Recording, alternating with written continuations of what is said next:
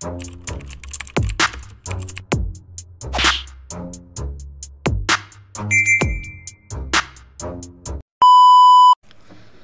what's up mga kumag, I'm back, ang inyong online judge, lang iba kundi Judge Janan. Okay guys, gaya nga ng sabi ko sa inyo sa latest upload natin na ano ba yung latest upload, nakalimutan ko na. Katatapos ko lang reviewin yung battle na yon.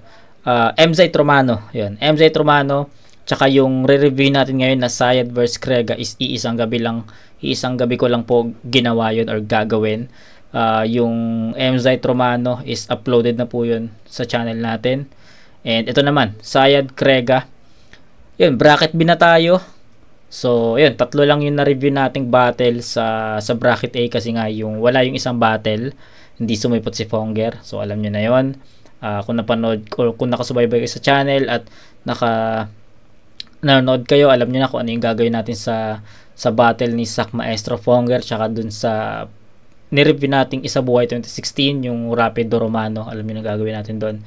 Ilalagay natin yun sa end of the month 30-31, doon natin ilalagay yan. Okay, pero focus muna tayo sa Isa Buhay 2015 bracket B. Dito kompleto to, so 4 na battles yung re-review natin dito. Sayad vs Krega. Based naman sa background or sa bracket natin, nag-advance si Sayad sa second round, pero gusto kong malaman kung paano, kasi 3-0 si Krega nung time na to. Nakita ko yung standing 3-0, so hindi ganun ka yun, no? Hindi natin pwedeng sabihin na mahina si Krega nung time na to, kahit naman ngayon di ba? Grabe yung pagiging technical, yung pagiging lyricismo ni Krega. Nakakabilib pa rin talaga. Pero yung Sayad kasi kakaiba rin Sabi nga ni Boss Arik nung di ko alam kung Enigma Machine ba 'yon? Doon ko ata napanood 'yon, 'di ba? Sabi niya doon is isa pa rin si Sayad sa mga kinakatakutan makalaban sa tournament or sa kahit anong battle, no. So tignan natin kung gusto ko rin naku-curious din ako kung anong klaseng Sayad ba yung ano bang klaseng performance ba ni Sayad yung dati. Kasi ngayon, 'di ba, alam naman natin na more on chokes na si Sayad, 'di ba? Pero naku-curious ako kung ano yung style, paano ba lumaro si Sayad nung way back 2015. Okay? So yun lang. Masyado ako naging madaldal. Pero 20 minutes lang yung battle. So mabilis lang to. Pero huwag natin patagalin. Umpisa na natin tong battle na to. Let's go. Dapat kay Krega. Pakinggan natin Left up game. Check.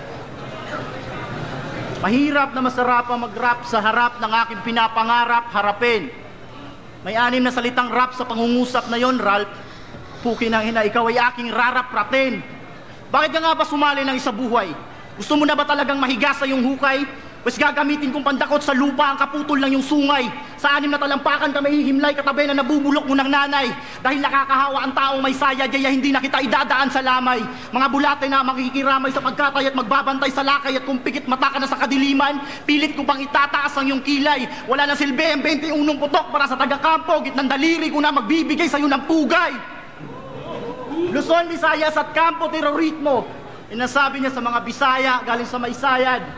Ang masasabi ko lang, isa ka napakalaking buwang. Yun ang Bisaya na may Sayad. Total sinakop mo na rin ang Mindanao, ibig sabihin karugtong mo na rin ang salitang Bisaya. Bisayad, may 2 dinas sa pangalan, dagdagan pa natin ang isa. Alam mo kung bakit? Kasi triple dead ka na 3 Bisaya. Bisayad, representante ng hinaharap. Yun ang sabi nitong dakilang buratsero. Paano ka makakausad sa torneo kung isang pasulungkad 3 hakbang paatras? Parang lakad ng lasinggero. Sa 10 buwan mo magpapahinga, 2 na ang pinugutan ko ng ulo. Hindi ka kagad nakausad sa laro simula nung tinapakan mo ang basang simento ni Maestro. Pero wag kang mag-alala, Ralph Lizano. May dala-dala akong 70 toneladang maso. Hahampalusin kong magkabilaan ng bahaging simintado para maging patas ang ating laban at hindi ka na paralisado, kasi ayaw ko na pumaslang nang walang kalaban-laban, kaya na ginawa ko kat pistolero. Talagang sasayad sa lupa yung amit mo pag tong utak ko umandar na. Ang sarap ipasayad yung bibig mo sa titi ko, parang kinurneo si Ellen Adarna. Kasi nakatikim na ng konting bato, lumulutang na kagad ang utak nito, Maladarna. Hindi mo ba alam nakakabatok ang kalaban na igpang naiputan ng ibong Adarna? At ang lakas niya pang ipagsigawan kung ano ang bara sa hindi. Alam mo ba talaga ang kahulugan kung ano ang bara sa hindi? Bawat putok may talim, parang bayoneta ng Hapon kumpara sa pinakamalaking kamalian ng kalikasan yun ang bara sa hindi. Di ako tagapayatas pero nasa harap ko ang basura kumpara sa sumasabay sa agos ng tuyong ilog. Yun ang bara sa hindi. Mag-ingat ka sa apoy pagkatapos pagkat sa langis ka ng hilamos kumpara sa supot, bubot, hilaw. Yun ang bara sa hindi. Halos magkaparehas lang kami ng estilo pero parang kinumpara nyo ang kaibahan ni Ruby at Crisostomo. Tangina, yun ang bara sa hindi. Isa kang bulaang propeta na pilit binabago ang propesiya na para bang sa isip nila may umiimprenta pero walang nakalagay na etiketa. Anak ka ng bakang dalagang may 70 ang suso. Krega at Sayag, KS, ito'y labanan ng mga Class S. Talagang Class S. Classic battle, mother father. Tayo mo ng banat kay Sayad. Sobrang technical ni Krega. Pinakinggan ko yung mga lines niya, so to be honest hindi ko masyado naintindihan yung bara sa hindi na scheme ni Krega. So if may time kayo, pwede nyo explain sa akin sa comment section, pabasahin ko yan, diba? So lahat naman ng comment nyo pinabasa ko, nagre-reply ako doon if ka-reply, pero pag hindi, heart tsaka like naman yung sukli ko doon sa inyo. So wala naman ako dinededma, kaya nga lahat ng request nyo is nasa notebook kaya nakaipon tayo ng maraming request, diba? So yun, hindi ko masyadong nagustuhan yung round 1 ni Krega, and yung bara sa hindi na scheme medyo hindi ko rin masyadong maabot or maintindihan. Yun lang. So medyo flat para sa akin yung round 1 ni Krega. So yan. Rinerespeto ko yung husay mo, pero ngayon wala ka ng lusot. Natila tumalon ka sa kumunoy na walang baro na suot. At sa entablado ng isa buhay, hinangad mo lang maging parte. Pwes totoy, hindi ito entablado, ito'y tadtara ng karne. Kaya nakahanda ka bang mapitpit? Nako, wala ka bang bitbit na halamang gamot, pangpamanhid, tsak lulubos ka ng hit-hit? Kasi kung iniisip mong, pinaskor ko naman yung mga taga Mindanao no nakaraang taon itong aking mapapayo. Huwag ka masyadong mag-expect kasi ngayong gabi, bibigyan kita ng talo. At kung isuplong ako ang plano, humugot ka na lang ng ibang ideya o tactic. Kasi tol, di naman ako sanggol para madaan pa sa pediatrics.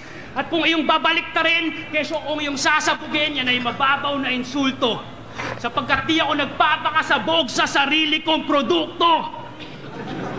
Anong ibig ko sabihin? Kala mo hindi ko pansin na isa ka rin sa mga nagpapaka ako? Pilit mong sinusundan bawat yapak ng mga paa na to. Yun nga lang tunog ko, pak, pak, tunog mo, kwak, kwak. Parang bibilang. Sa tuwing ikay nagmamalalim, nagmamababaw, numunumero, nagbibilang. Kaya sige lang, rapper na bagito, desidido ka ba makipagtuo sa iyong anito? Pwes bubulag ka sa patag, sa pagnanais mong sumalangit na paaga kang lumarga. Mangangapa ka sa liwanag na tila paniking nagpumilit lumipad sa maaliwalas na umaga. Baka nga naman makatsamba, kasi siya'y baguhan na gutom habang ako'y datihan ng pabaya. O angat ka na, at iaangat pa ito talaga. Ipapako ko yung mga paa mo sa kisame ng tumingala ka sa baba. Mula sa kabilang ibayo, balita ko masyado kang maraming sinasabi. O mula sa kabilang ibayo, ikaw at yung mga kasama mo naging masyadong arugante. Minaliit mo o masyado, naging masyado kang kampante. Pwes ngayon alam mo nang sadyang maliit sa malayo ang higante. Pisat, dampot, warat. Ngayon ka magmalalim. Tayo. Pangalawa banat, Krega, pakinggan natin. Putragis na yan. Pipigay nata ako ng battle na to.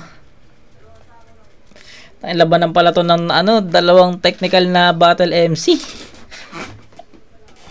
Shit.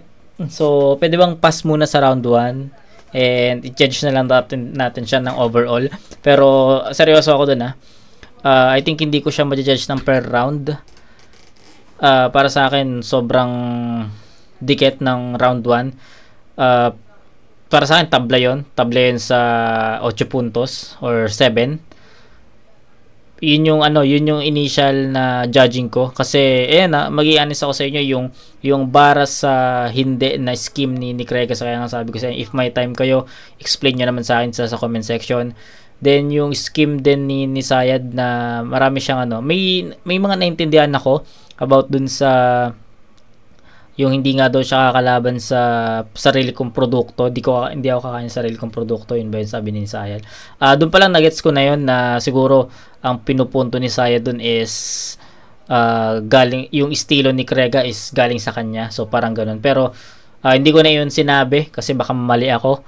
Pero ayun, ni-reveal din naman ni Sayad na sabi niya is siguro parang hindi mo ba, akala mo ba hindi ko alam na isa ka sa mga sumusunod sa mga sa estilo ko, kumagat sa estilo ko. So ganun, yun yung punto. So para sa akin, isa yun sa mga naging atake ni Sayad na kumonekta kay Crega. Pero hindi ko pa rin kayang ibigay kay Sayad yung round 1 kasi may mga hindi ganun kalinis yung performance ni Sayad sa round 1. So siguro for formality na lang, it's tie. Hindi ko pa makita kung sino yung lamang sa round 1, no? Although para sa akin may mas kumonekta si Sayad, pero in terms of performance naman is hindi naman ganun kalinis yung performance ni Sayad sa round 1. Kaya itatabla ko muna to sa 7 points. So Crega, malinis yung performance pero marami siyang dead air. Kay Sayad naman may malinis na suntok, may maayos na punto, pero ang naging catch naman dun is hindi naging ganun kalinis yung performance. So itatay ko muna to sa 7 points. Round 2, pakinggan natin. Ayun daw ako malalim. At ang intabladong ito ay tagtara ng karne. Di mo pa rin pwede ako mapatay. Tangina, mapapatay mo ako, lintik lang ang walang gantibay. Kahit itanong mo pa kay Saito, gumagante na ang patay.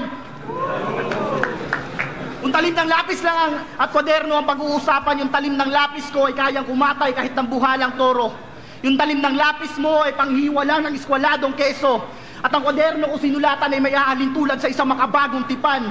Habang yung kwaderno mong sinulatan ay iniaalay lamang sa isang palyadong kalan. Basura.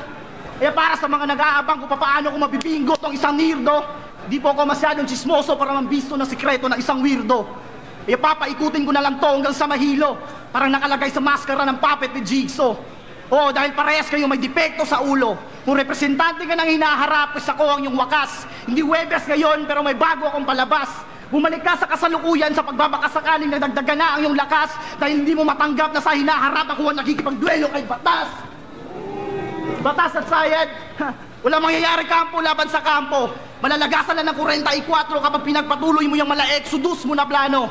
Oh, wala tayo sa mama sa pano, nandito tayo sa B-side. Bala sa tagiliran kayo, dadanak muna ng dugo dito bago ka makatawag na responde ng mga tropa mo sa kampo.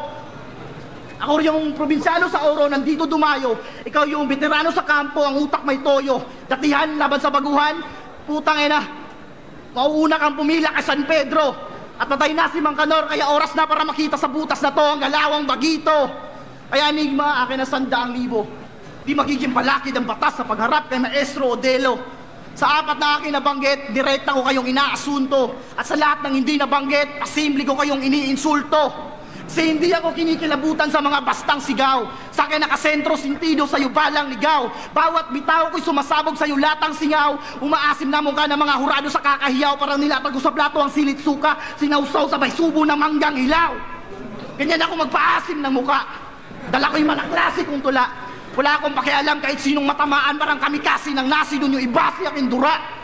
Kaya kung isa ka sa mga modernong kanibal na ang teknika brutal, isa kang hangal. Kasi ang nabibigay lang sa'yo ng dangal ay mga normal lang na individual. Ako, itong intelektual na dimensional ay mas legal pa sa takal ng piskal. Kaya paano mo ako masasakmal sa lampas ng iyong mental kung ang ginagamit kong sakal? Yun pala yung, dito pala yun, no? Sa battle pala ni Crega laban ng isa, ito pala yung minamak sa kanya na takal ng piskal. Dito pala yun, no? So akala nyo di ako nakikinig, Nakikinig ako, tol. So, napakinggan ko yung mga linya ni Saya, ay ni Crega, hanggang sa may pasok pa sa panlasa ko, malakas para sa akin. Pero yun, iba yung nakita ko, iba yung napansin ko, iba yung narinig ko, yung takal ng piskal. So, I think, namak na yun sa kanya eh. Di ko alam kung kay Lipcram ba, si Lipcram ba yung, yung nagmak doon. Pero, naparod ko yung battle na yun. Yung minak yung takal ng piskal. That time, syempre hindi ako pamilyar dun sa takal ng piskal kung saan niya ginamit, pero syempre sinabi naman yun kung sino yung nagmak, 'di ba? Sabi mo kay Crega, sabi mo kay Sayad, 'di ba? May mga ganong umpisa naman kapag nagla-line mark eh. 'Di ba? So di ko lang maalala kung sino yung gumamit nun or nag-line mark nun. Pakialam kahit sinong matamaan, parang kamikasi ng nasi doon yung iba siya kindura. Kaya kung isa ka sa mga modernong kanibal na ang teknika brutalis sa kang hangal, kasi ang nabibigay lang sa'yo ng dangal ay mga normal lang na individual. Ako, itong intelektual na dimensional ay mas legal pa sa takal ng piskal. Kaya paano mo ako masasakmal sa lampas ng iyong mental kung ang ginagamit kong sakal ay lakas spiritual, multilingual. So ayun, sabi ko nga sa inyo, nakikinig ako ng mga verses ni Crega hanggang sa, para sa akin, may malakas na tumatak doon, tumama kay Sayad, para sa akin haymaker or punchline, yun yung mga inaantay ko. Pero yun, para sa akin 1 and 2 ni Crega, magka level lang yun. May hirapan ako dito kasi alam niyo naman kapag technical yung battle MC, medyo nahihirapan talaga ako i-judge yung battle. And alam niyo yan, no? 2 years na tayo magkasama, July 1 ngayon. So, nag-start tayo July 1, 2022. So, yun, lagi ko na yung sinasabi sa inyo, naka 700 vids na tayo. Alam niyo yan, informed kayo dyan na pag technical, medyo hindi ko masyadong ma-judge yan as per round, pero ma-judge ko siya as a whole. Pero yung first round kasi ng dalawa is sobrang dikit talaga para sa akin. So, kakailangan ko talaga mapakinggan muna both rounds nila para ma-power skill sila. Pero sa round 1 malinaw, tabla yun para sa akin. Round 2 ni Crega, same kung ano yung pinakita niya sa round 1. Napansin ko lang yung takal ng piskal doon, yun lang yung napansin ko. So pakinggan natin Sayad sa round 2.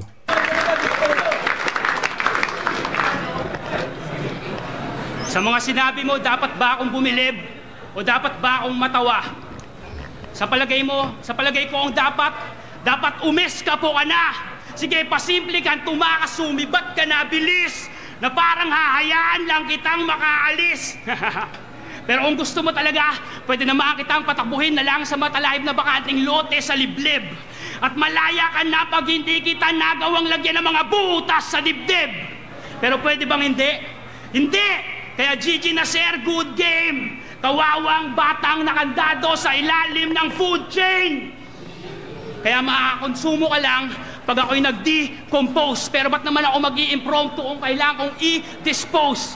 Itong mantirigmang asong nagmula pang katimugan. Interesado ko malaman kung iyong makakayanan na buhatin itong aking regalong kabiguan.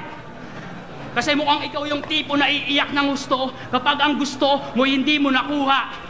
O iiyak ng gusto sa puntong iyak mo tila bagyong hindi nauhupa. Kung ganun nga ang lagay, ang iyong ikatlong matay malamang bumukas yan ng kusa. Pero may mga bagay na sadyang di ka na dapat makita. Kaya paluluhurin na agad kita sa harap ng timba at lulunurin kitang tangina ka sa sarili mong luha. Kasi kakayanin mo bang makisalamuha sa mga kaluluwang galit? Eh yung level mo sa digmaan, level lang ng kadet. Eh lalupat yung mga pangarap mo kasing babaw ng maging kilala sa net. Kaya't ito'y simpleng kaso lang ng aso na dinala sa vet. Kaya ano, South Dog ba? Tangina ka, South Dog ba? Pinagmamalaki mong may itlog sa pangalan mo pero ang totoo, maka-hotdog ka. Kasi, paano mong nalaman na yung bulbul ni Hisoka kulay pula? At paano mo ring nailarawan yung putang inang itsura ng butas ng puwet ni Hisoka? Ano, nang buboso ka para makakuha ng ganong impormasyon? Kadiri ka man, pero mas kadiri naman kung sasabihin mong bunga lang yon ng iyong imahinasyon. Kadiri nga. Putang ina mo, o putang ina mo sa puntong ina mo na nagsasabi sa'yo ng putang ina mo. At kung ang lahat ay nakatakdang bumalik sa abo, na iyo ring pinagmulan, buburahin ko na rin yung eksistensya ng abo para yung putang ina mo wala nang balikan! Time! Time, palat! Krega, pahinga natin o! Okay, so... paano ko ba explain sa inyo? Yung round 2 bibigay ko kay Sayad. So, pero iniisip ko kung paano ko i-explain sa inyo ng mas magiging klaro sa inyo. Okay? Kasi ako may mga banat si Sayad na ang take ko is a joke eh. So, hindi ko alam kung para sa inyo is joke din yung dating nun sa inyo kasi nag-react yung crowd doon, natawa yung crowd doon. So para sa akin naging siya, parang nag-switch bigla si Sayad na alam mo yon, yung diretso na yung estilo niya na Sayad, no? Estilo as Sayad. Yun na yung tinutumbok niya. Tapos bigla siyang lumiko sa isang linya o dalawang linya na joke.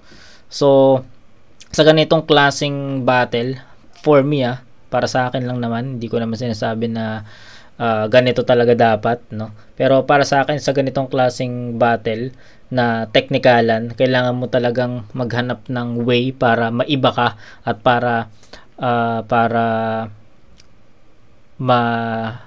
ma-distinguish kung ano yung pinagkaiba yung dalawa. Kasi ako as online judge sa mga gantong klaseng battle, yung pagparehas technical, para sa akin ang hirap i-power scale, ang hirap malaman kung sino yung lumalamang sa battle kasi same sila ng estilo, same sila ng pinapakita sa tao, same sila ng mga bara na binibitawan, same sila ng estilo, 'di ba? Same sa lahat eh. So good choice yung ginawa ni Sayad na nag-iba siya doon, lumiko siya ng konti, 'di ba? Pero hindi naman lumiko totally si Sayad. Lumiko lang siya ng konti, nagpakita lang siya doon ng mga ilang jokes, 1, 2 na jokes, as balik ulit siya sa estilo as Sayad, no? And para sa akin ayun yung nilamang ni Sayad sa part na yon, no? Si Krega kasi tuloy-tuloy na Krega style, no? Technical, lyrical, yun yung pinakita niya first 2 rounds. Kaya sabi ko sa inyo, first 2 rounds ni Krega magkaparehas, 'di ba? Yun. 7 points for Krega sa round 2. So 14 para sa dalawang round ni Krega. Pero dito sa round 2, bibigay ko kay Sayad yun. Kasi yun nga, na-explain ko na sa inyo yung mga banat ni Krega na ilang linya na patawa. Yun yung nag-set ng may kakaiba tayong narinig kay Sayad na hindi lang puro technical. So sana naintindihan nyo yung punto ko, pero ako kasi ganun ko siya na take, kaya ako binigay kay Sayad. Kasi para sa akin sa ganitong klaseng battle na technical, lyrical, kailangan talaga may mag-stand out sa ibang estilo para makita mo na lumamang siya sa ganong estilo. Okay? So hindi naman totally nagpatawa si Sayad, pero may jokes talaga na lumanding, 'di ba? So para sa akin, Sayad yon, 8 points, 15-14 Sayad sa round 2, round 1 tabla. May round 3 pa. Kala ko nilisan mo na ang digmaan. Di ko na kasi naamoy ang dugo mo sa gera. Nung sinundon ko ang bakas ng mga naaagnas na bangkay, parang dinala ko patungo sa kuweba. Kung saan nandito ang isang halimaw na binalutan ng pinagbabawal na benda. Nanilisik pa ang mga mata na wari sinasabihan ako na kalagan mo ang aking kadena. Pero nung dahan-dahan ako lumapit, unti-unti lumiwanag ang kapaligiran. Di pala to kuweba, isa pala tong kubo sa gitna ng palayan. Hindi ka pala halimaw, isa ka palang terorista sa gitna ng bangayan. Kubo, palayan, sa gitna ng bangayan. Puta, pag napatay ko tong terorista, katumbas nito'y dolyar, parang daliri ni Marwan. Kaya wala nang paglalagyan ng depektibo at mekanismo mo sara. Liriko at respeto para sa sistema na musika, yun ang lirisismo kung dala. Kaya pinapayagan kita magpaalam sa mga tropa mo sa kampo at sa misis mo para masilayan ng uling beses ang kanyang ubaryo. Sa ngayon na Biyernes at 13 ng Marso, nagmamarcha ka sa pinakamalas na numero sa kalendaryo. Kung tapos ka na magpaalam sa mundo na itinuturing mong sanktuaryo, oras na para magtrabaho ang sepulturero at ganito ang magiging senaryo. Tapos na ako magukay ng 6 na talampakan, ngayon na kita ililibing ng walang ata-ataol. Nung nakahimlay ka, katabi na nabubulok mo ng nanay, doon ko nakita bumalik ka sa simula, parang dumidede sa nanay yung sanggol. Kasabay ng paglamon sa iyo ng lupa ay ang pag-alay ng mga bulaklak. At ilan sa mga itinuturing mong katropa ay kumakaway lang at umahalakhak habang tumutugtog ang dark instrumental ghetto beats. Inihahanda ko naman ang simentadong karato lang may nakalagay na rest in peace. Si Zaito, Aklas, Sadako at Lotus Pit ay mga witnesses kung paano kabasbasan na mala-impactong lyrics ng kalbong ghetto priest. Tapos na seremonyas. Ayun, tawagin mo na si Batas kung gusto mo siyang manghigante. Ang sinapit mo sa akin ay mahapde. Parang titi na bagong tuling pinatakan ng katas ng kalamansi. Ayun mismo ang saksi kung paano ko ito inilibing. Kaya sa susunod kong makakalaban, alam mo nang dapat mong gawin. Kasi kung niluluto mo kada laban, sa akin mapubusog ka kahit hindi ka pa nakakatikim. At hindi ako natatakot sa luto-luto. Putang ina, sanay akong kumain ng kilawin. Putang ina mo, kalbo!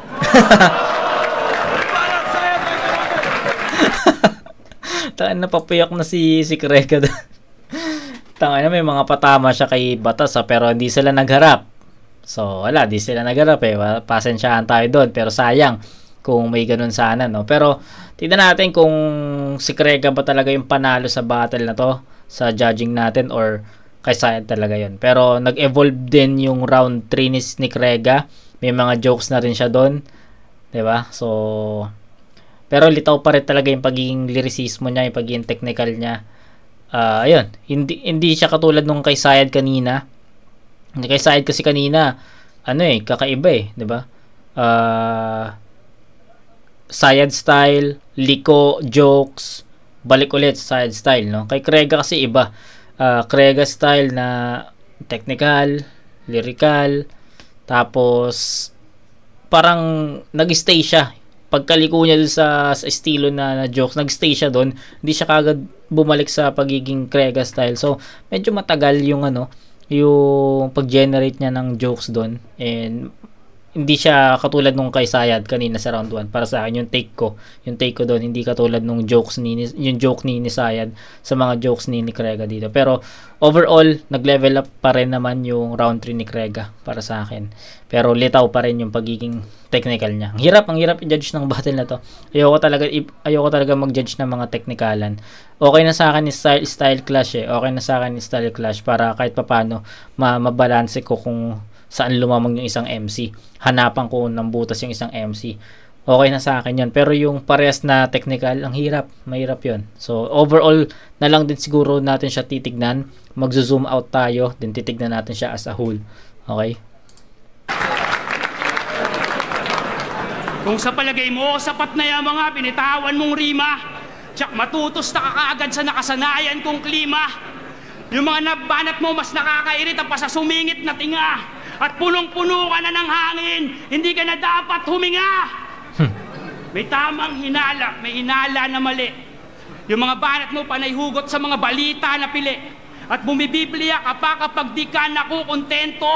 Ano ka rapper na sakristan na tumakas sa kumbento? Yung mga nakalaban mo, pinangaralan mo, bakit walang natuto? Nagmukha ka tuloy unggoy na kinapos sa pagkatuso. Sumobra tong si Pedro sa pagpapakapinduko. Alam mo nga, oy daan palabas, bakit kumatok ka sa pintuko?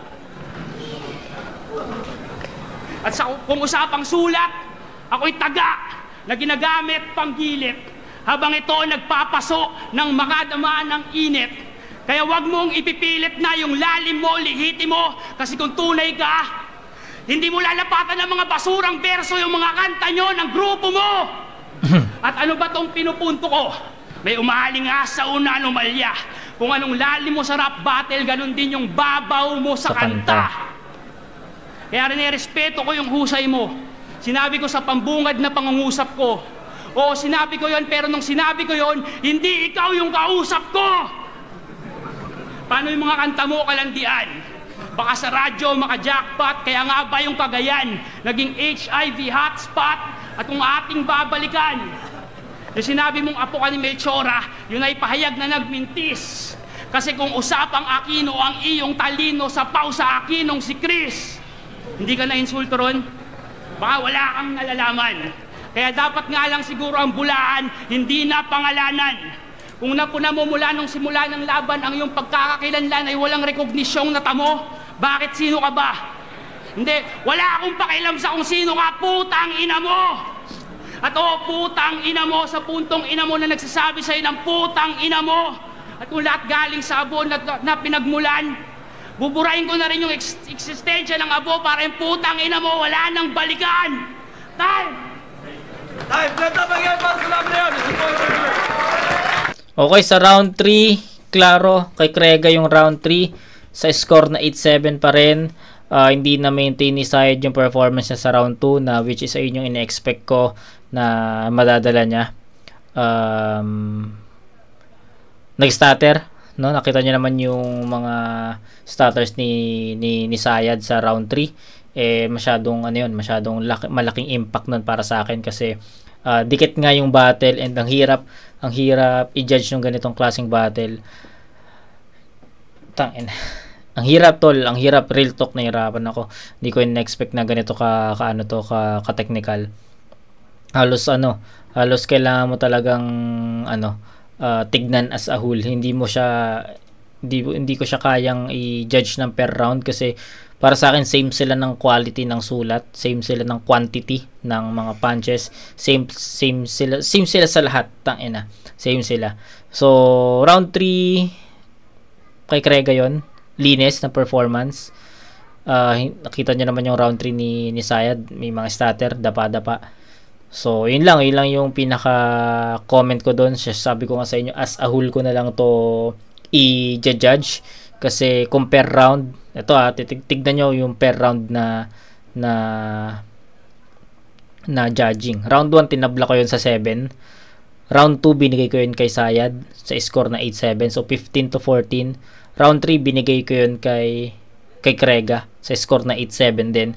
So same sila. Round 1 tabla, round 2 Sayad, round 3 Krega sa score na ang score nun 23. So all 23 ang score. So mahirap i-judge talaga.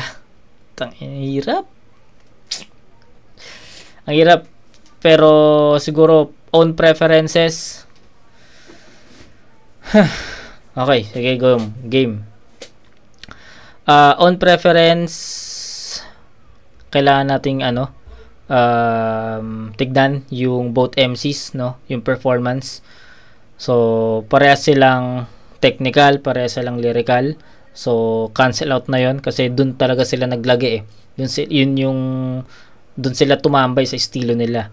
So may mga jokes naman si Krega, 'di ba? Pansin niyo na may mga jokes naman si Krega pero hindi siya ganoon ka impactful. Pero kay Sayad kasi yung ilang jokes niya para sa akin swak 'yon sa panlasa ng tao tsaka sa akin din. So sa jokes konti gahibla kay Sayad. Sa punto I think parehas lang din sila, pwede nating itabla 'yon. And yung performance tie, punto, punches, haymakers, tie, isa nga lang talaga nilamang yung jokes lang pero sa linis ng performance Krega kasi di ko alam kung saan ba nag-stutter sa round 1 nagkaroon ng stutter si Sayad, di ba dapat sabi ko nga sa inyo dapat sa kanya na yon pero kailangan nating makita yung mga ganong slip ups. Yung stutter ni Sayad tsaka yung stutter yung stutter ni Sayad sa round 1 tsaka sa round 3 ayun yung pinaka naging hadlang siguro para sa akin kaya iboboto ko si Krega dito. Although alam natin si Sayad yung nag-advance pero I'll go for Krega dito sa overall performance. Yes, andun yung lamang ni Sayad sa punto. Lamang si Sayad sa punto doon, tol. Kitang-kita doon na lamang si Sayad sa punto. Pero yung nilamang ni Sayad kasi is hinatak or yung mali. Yung mga stutter ni Sayad sa 1 and 3. Yun yung humatak sa buong performance niya. Unlike kay Krega, all 3 rounds consistent, no? Consistent all 3 rounds si Krega, malinis yung performance. So, para sa akin, own preference ko lang. I'll go for Krega sa battle na to. Mas malinis.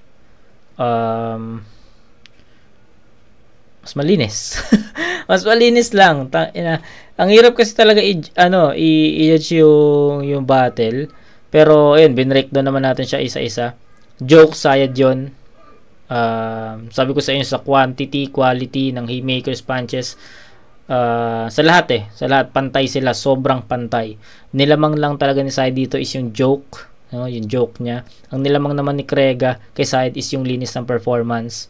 So if ibabalanse natin yung joke sa linis ng performance, syempre isa sa mga criteria talaga sa judging ng battle rap is yung linis ng performance mas matimbang yung linis ng performance compare sa jokes para sa akin, kasi laging laging kasali talaga yung linis ng performance, di ba? So para sa akin mas matimbang talaga yun. So yun, I'll go for Krega sa battle na to. Even alam natin si Sayad yung nag-advance. Okay, malinaw? Yo, Flip Top Second Sight 3, Isubuhay Tournament 2015. Pangalawang laban ng gabi, magingay is pambeses para kay Krega at Sayad. Grabe laban. Ang boto, 4-3. Tangina 40. So deserve ng dalawang MC na to. Yung ganong score. Pero I'll go for Krega ako dito. And then alam naman natin side to. Advancing sa tournament, mga kalaban si Batas. 4-3 para kay Sayad. Campo Terrorismo. Malupit dito si Krega. Shoutouts Krega. CDO represent. Judges. Yo, G lang actually, tinimbang ko yung round per round. Binigay ko yung boto ko para kay Krega. Although nakita ko yung panlasang nahanap ko sa kanya. Round 1, hindi ko na patatagalin. Round 1, binigay ko yung boto ko kay Sayad. Although yung bars niya mas pasok lahat kaysa doon sa binatawan ni Krega nung round 1. Round 2 tsaka round 3, although mas pasok din yung repat ni Krega, tapos yung mga bars na ginamit niya. Binigay ko yung boto ko talaga para kay Krega. Hindi ko na patatagalin. Round 1, round 2 binigay ko kay Sayad, pero yung round 3 binigay ko kay Krega, kaya panalo ka Sayad. Round 1 binigay ko kay Krega, round 2 kay Sayad, round 3 kay Krega dahil sa mga slip-ups ni Sayad, pero props pa rin kay Sayad. So target, yung round 1 binigay ko kay Sayad, yung round 2 patas nila para sa akin, yung round 3 kay Krega yun. So pero kailangan kong mamili. So bars per bars, pinili ko si Sayad. Pero dikit yung laban. Yo, Lino dyan, Rapid Rap Floating, 1-2, Sayad, round 3, Krega, so Sayad. Yo, Rapido. Siyempre, bumasok ako sa judging sa per round. Round 1 kay Sayad, round 2 kay Krega. Round 3 kay Krega pa rin. Gusto ko yung mga lalim niya kasi may pinupunto yung kada angulo niya. Tapos yung lalim, pare sila malalim doon yun. Pero yung kay Sayad, parang random din. Pero okay, labis na laban. Binoto ko si Sayad. Binigay ko yung round 1 kay Sayad. Malakas din yung round 1 ni Krega. Pero mas pasok yung mga angulo ni Sayad, tsaka mas bago. Mas marami kasi maraming image free versus si Krega. So parang mas minutusan ko yung mga rektang linya ni Sayad. Pero sa round 3, binigay ko talaga yun kay Krega. Medyo humina yung, ewan ko kung panapos pa talaga nila yung last line niya o naulit. Pero kung ano man mang sa dalawa, pero kay Krega pa rin yun. Round 2 medyo pata sila. Pero yun nga, pinagbasehan ko lang sa performance din. Malakas din mga rebuttals nila. Yun, para sa dalawang to, sa buhay. So ayun, dikit no, kahit yung mga judges hindi na nakuwang mag-explain, although sabi ni Boss Arik is bilisan na lang. Pero may mga nag-explain naman, no. Pero ang hirap, no. Ang hirap din, feeling ko nahirapan din yung mga live judges natin dito na i-judge yung battle na to. 4-3 nga 'di ba? Pero ayun, deserve ng dalawang MC na yun na Sayad tsaka Krega na ganun yung score. Either way talaga. On preference talaga magkakatalo doon. So kita nyo naman, no. Split decision yung yung result, no. Pero yun, ganda ng battle, although sobrang natagilid ako doon kasi ang hirap talaga. Ayoko talaga mag-judge ng technicalan na battle lang dahil sobrang nahihirapan ako. Isa yan sa mga ayokong i-judge yung mga technicalan. Isa rin sa mga ayoko yung mga style clash. Pero kapag style clash naman, may mga style clash naman na nagiging one-sided kasi mas lamang yung style, halimbawa, jokes versus technical. Mas lumalamang yung jokes Katulad nung Jonas versus Plasma. Style clash pero mas lumamang yung style ni Jonas doon. So, may little bit light para mag-judge ng ganun Pero kapag technical, ang hirap Kasi, titignan mo kung saan sila lumamang. Diba? Pero ayun, para sa akin, Krega ako sa battle na yun sa linis ng performance. So, ayun. Batas Andy G tayo bukas. Pahinga na tayo ngayon and kita-kits tayo doon. Sana makadalawa rin ako bukas para kahit pa paano makahabol tayo sa mga days na wala pa tayong pondo ngayong July. Okay? Yun. Sana nagustuhan nyo yung judgment ko sa battle na to. Even nahihirapan ako. Personally, sobrang hirap talaga. Real talk. Pero sana nagustuhan nyo yun. Kita-kits tayo sa Batas vs Andy G mga kumag. Peace out.